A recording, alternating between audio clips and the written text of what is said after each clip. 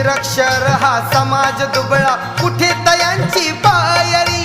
रमाबाईचे नशीब मोठे, झाली भीमाची नवरी.